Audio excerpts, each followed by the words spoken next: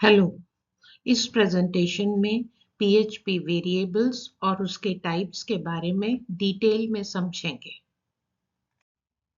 Variables variable का simple meaning है जिसकी वैल्यू चेंज हो सकती है।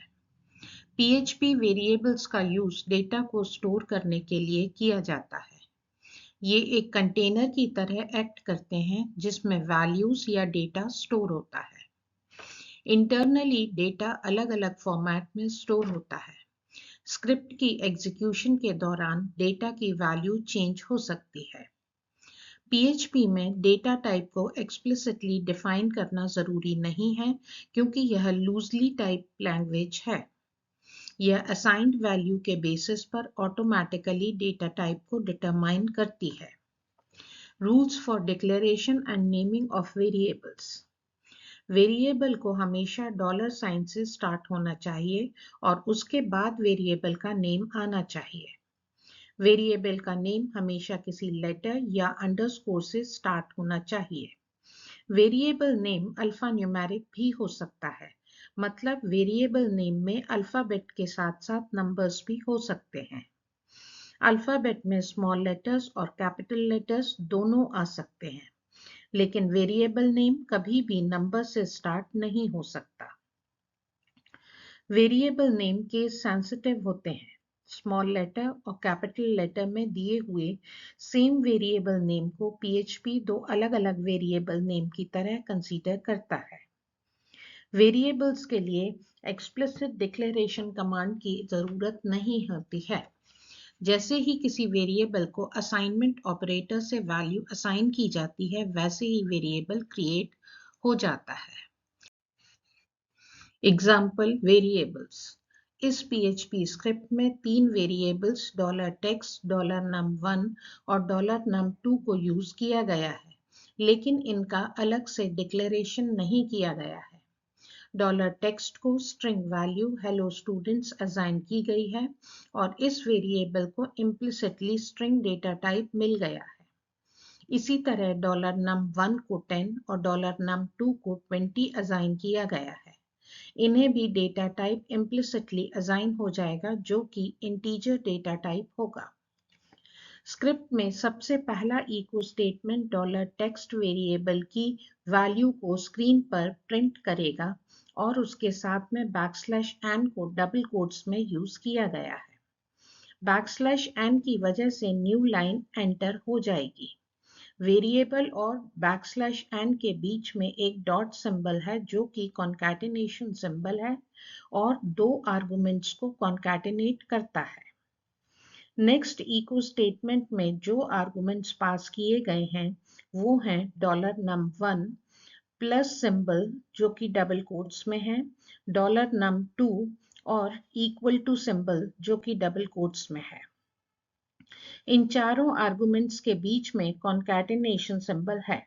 इसके आउटपुट में $num1 और $num2 की वैल्यू प्रिंट होगी और साथ में प्लस और इक्वल टू साइन प्रिंट होंगे। इस इको स्टेटमेंट में \n का यूज नहीं किया गया है क्योंकि रिजल्ट इसी लाइन पे प्रिंट करवाना है। नेक्स्ट इको स्टेटमेंट में सिर्फ $num1 प्लस $num2 दिया है। इसमें प्लस सिंबल डबल कोट्स में नहीं है क्योंकि अब यहाँ सम एक्चुअली परफॉर्म करवाना है। प्रीवियस इको स्टेटमेंट में प्लस साइन को सिर्फ प्रिंट करवाना था। पीएचपी स्क्रिप्ट में हर स्टेटमेंट को टर्मिनेट या क्लोज करने के लिए सेमीकोलन लगाना जरूरी है। आउटपुट में आप देख सकते हैं कि फर्स्ट लाइन पर हेलो स्टूडेंट्स प्रिंट होगा और नेक्स्ट लाइन पर 10 + 20 = 30। Scope of variable. किसी वेरिएबल का स्कोप प्रोग्राम का वह हिस्सा होता है जहां पर वह विजिबल होता है या उसे एक्सेस किया जा सकता है।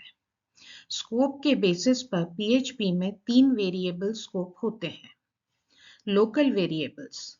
ये वेरिएबल्स सिर्फ उसी फंक्शन में एक्सेस किए जा सकते हैं जहां उन्हें डिक्लेयर किया गया है। लोकल का मीनिंग है सिर्फ वहीं, और इसीलिए ये वेरिएबल सिर्फ उसी फंक्शन में एक्सेस हो सकते हैं। सेकंड है ग्लोबल वेरिएबल्स।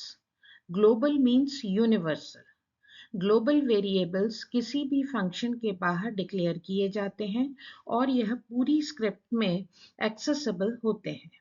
किसी भी फंक्शन के अंदर ग्लोबल वेरिएबल को एक्सेस या मॉडिफाई करने के लिए ग्लोबल कीवर्ड या डॉलर ग्लोबल्स एरे का यूज करना पड़ता है।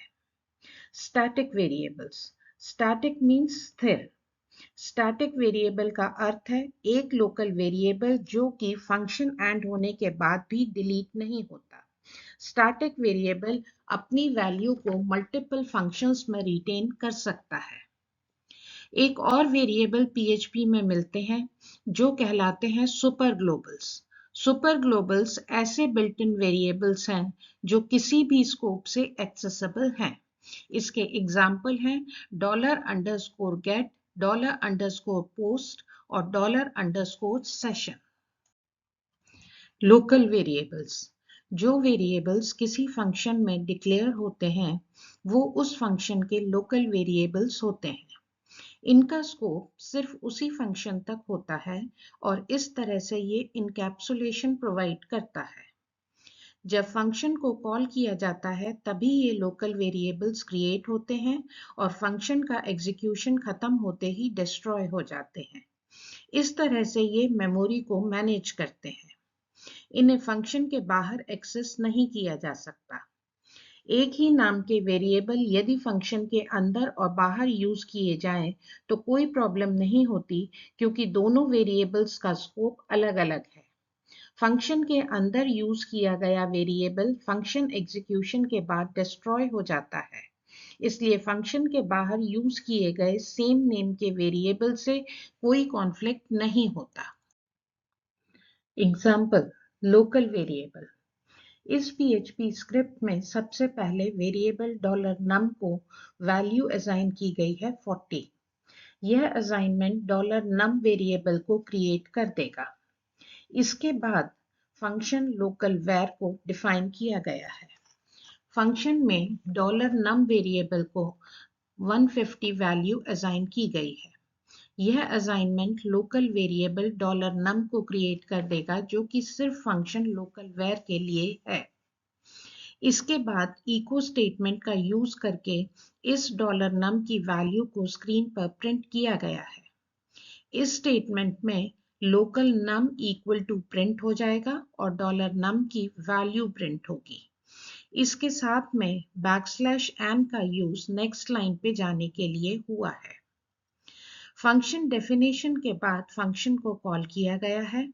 फंक्शन कॉल करने के लिए फंक्शन नेम को पैरेंथेसिस के साथ में लिखा जाता है। फंक्शन कॉल के बाद फंक्शन के बाहर के $num वेरिएबल की वैल्यू इको स्टेटमेंट से प्रिंट करवाई गई है। आउटपुट में जैसा कि विजिबल है दोनों वेरिएबल्स की वैल्यू अलग-अलग प्रिंट हो रही है। Global variables. Global variables script की मेन बॉडी में डिफाइंड होते हैं और ये वेरिएबल्स किसी भी फंक्शन या क्लास के बाहर डिक्लेयर होते हैं। इन वेरिएबल्स को पूरे प्रोग्राम में एक्सेस किया जा सकता है। किसी फंक्शन के अंदर ग्लोबल वेरिएबल को एक्सेस करने के लिए इसके पहले ग्लोबल कीवर्ड या $global सुपर ग्लोबल एरे का यूज करना पड़ता है। यह स्क्रिप्ट वही है जो कि लोकल वेरिएबल्स के एग्जाम्पल में लिखी गई है। इस स्क्रिप्ट में फंक्शन नेम चेंज करके ग्लोबल var कर दिया है। यहाँ एक लोकल वेरिएबल $local message है जिसकी वैल्यू है the global variable value is। Global variable $num को फंक्शन के अंदर एक्सेस करने के लिए उसको ग्लोबल कीवर्ड के साथ में डिक्लेयर किया गया है। यह global keyword global variable $num को ग्लोबल स्कोप से इंपोर्ट करके लोकल फंक्शन स्कोप में लाता है और इसीलिए इसका डिक्लेरेशन भी जरूरी है। दोनों वेरिएबल्स की वैल्यू प्रिंट करवाने के लिए इको स्टेटमेंट का यूज हुआ है जिसमें कॉन्कैटिनेशन के लिए डॉट सिंबल यूज किया है। Echo $local message $num। Function के अंदर $num की वैल्यू वही आएगी जो कि डिक्लेयर की गई है। फंक्शन डिक्लेयर करने के बाद फंक्शन को कॉल करेंगे और फिर से $num की वैल्यू को प्रिंट करवाएंगे। यह वैल्यू भी वही होगी जो कि डिक्लेयर की गई है। फंक्शन के अंदर ग्लोबल वेरिएबल की वैल्यू किन्हीं कैलकुलेशन की वजह से चेंज हो सकती है। अगर यह फंक्शन में चेंज होती है तो फंक्शन के बाहर यूज किए हुए इको स्टेटमेंट में भी रिफ्लेक्ट होगी। चूंकि यह वेरिएबल ग्लोबल वेरिएबल है, इसलिए इसमें होने वाले चेंजेस आगे सभी जगह पर रिफ्लेक्ट होंगे। Example using $globals array। इस एग्जाम्पल में प्रीवियस एग्जाम्पल की स्क्रिप्ट को ही यूज किया गया है। यहाँ पर डिफरेंस है कि ग्लोबल कीवर्ड के स्थान पर $globals array का यूज हो रहा है। ग्लोबल कीवर्ड का यूज करते समय वेरिएबल डिक्लेरेशन फिर से किया गया था, लेकिन अगर $globals array का यूज कर रहे हैं तो किसी डिक्लेरेशन की जरूरत नहीं है। इसके साथ ग्लोबल वेरिएबल को डायरेक्ट प्रिंट करवा सकते हैं या कहीं और यूज कर सकते हैं। चूंकि $globals एक सुपर ग्लोबल वेरिएबल है, इसलिए यह बिना किसी एक्सप्लिसिट डिक्लेरेशन के ऑटोमेटिकली सभी स्कोप्स में अवेलेबल है। $globals array में वेरिएबल नेम लिखते समय ध्यान रखें कि इसमें $sign यूज नहीं करना है और इसे सिंगल कोट्स में डिफाइन करना है। $globals array यूज करके भी ग्लोबल वेरिएबल की वैल्यू को चेंज करवा सकते हैं।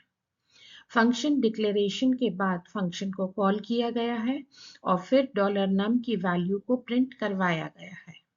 फंक्शन के अंदर और बाहर सेम वैल्यू प्रिंट होगी। Static variable. PHP में स्टैटिक वेरिएबल एक स्पेशल टाइप का लोकल वेरिएबल है। जिस फंक्शन में स्टैटिक वेरिएबल को डिक्लेयर किया जाता है, उस फंक्शन को कई बार कॉल करने के बावजूद स्टैटिक वेरिएबल अपनी वैल्यू रिटेन करके रखता है।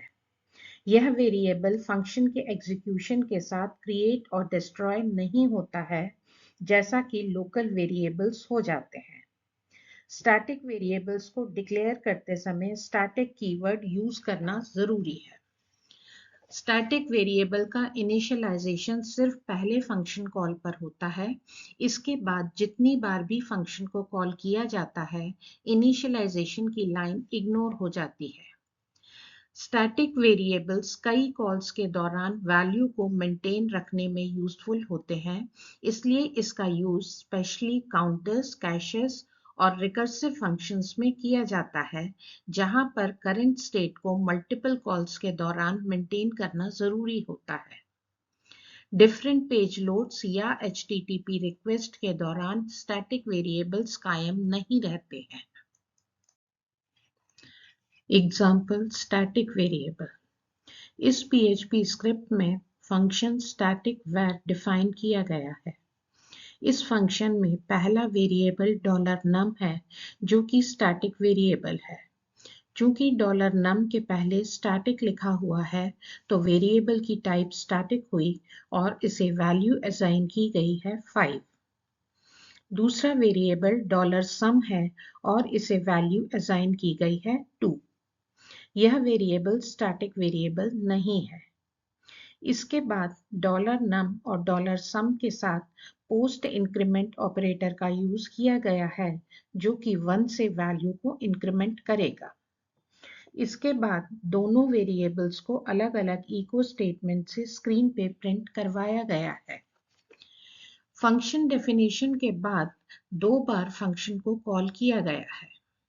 फर्स्ट फंक्शन कॉल में स्टैटिक वेरिएबल $num का इनिशियलाइजेशन होगा और उसकी वैल्यू हो जाएगी 5। $sum को वैल्यू असाइन होगी 2। दोनों वेरिएबल्स का इंक्रीमेंटेशन होगा और वैल्यूज चेंज होकर $num की 6 और $sum की 3 हो जाएगी। यही वैल्यूज आउटपुट होंगी। सेकेंड फंक्शन कॉल में स्टैटिक वेरिएबल की इनिशियलाइजेशन की लाइन ऑटोमेटिकली स्किप हो जाएगी और $num की वैल्यू अभी भी रहेगी 6, जो कि पिछले फंक्शन कॉल में इंक्रीमेंट के बाद हो गई थी। $sum दूसरे फंक्शन कॉल में फिर से इनिशियलाइज होगा, क्योंकि ये एक लोकल वेरिएबल है। इंक्रीमेंट के बाद स्टैटिक वेरिएबल $num की वैल्यू 6 से 7 हो जाएगी, जबकि $sum की वैल्यू फिर से 3 हो जाएगी। दोनों वैल्यूज को फिर से स्क्रीन पे प्रिंट करवा देंगे।